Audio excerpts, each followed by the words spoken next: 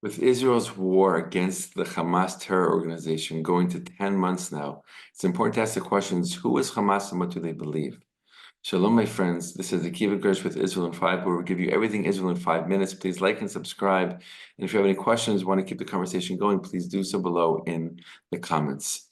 The Hamas terror organization was founded in 1987 in the Gaza Strip in the early months of what's known as the First Intifada, a violent uprising that came out of Palestinian society in the Gaza Strip, which spread to the West Bank in the end of the 1980s. Hamas is an offshoot of the Muslim Brotherhood, which is an organization that was rooted in Egypt, which believed in the return to the caliphate in older model of Islamic rule, based on the idea that Sharia law, Islamic religious law, should be the rule, the law of the land. Hamas believes in violent uprising against the Jewish state and does not believe that the Jewish state should exist at all, which has exactly framed and characterized its actions over the past few decades since its founding in 1987.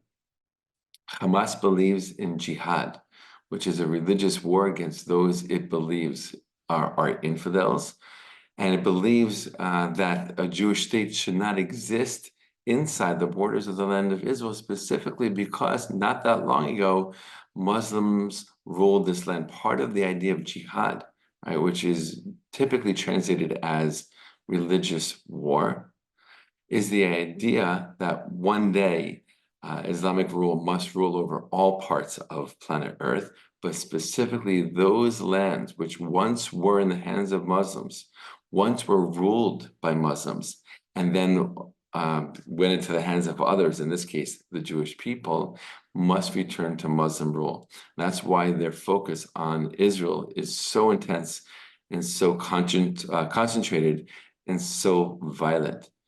Now, in the early 1990s, in 1993, Israel signed the Oslo Accords with the Palestinian Authority.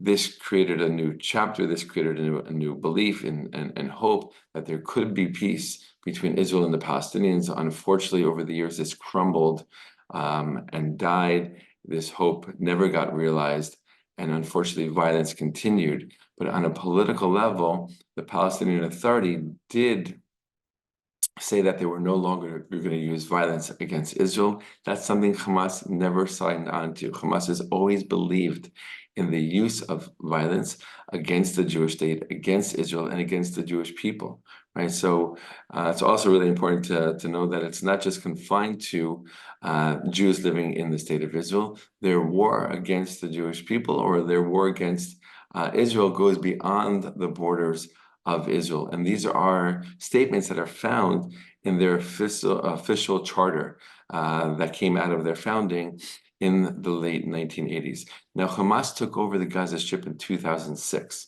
Right? This is important to know as well. Right? Israel took over control of the Gaza Strip after the Six-Day War in 1967. Right? Up until that time, Egypt had ruled the Gaza Strip. From 1949 to 1967, Six-Day War happens. Israel defeats Egypt, takes over the Sinai Peninsula, including the Gaza Strip from Egypt.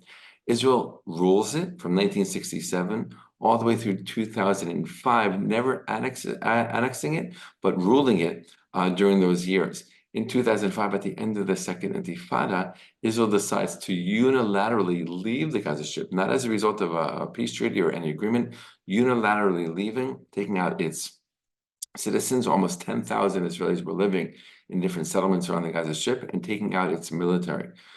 This created a power vacuum, as you can imagine. There was also a hope among some in Israeli society that this would create the terms for peace. That didn't happen either. And after Israel leaves in 2005, there was an election in the Palestinian society in 2006 against Hamas and Fatah.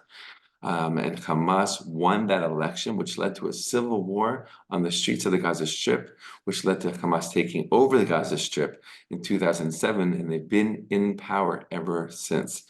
Now, Israel, as we said before, has fought multiple wars against Hamas, but this has been the most intense and the longest.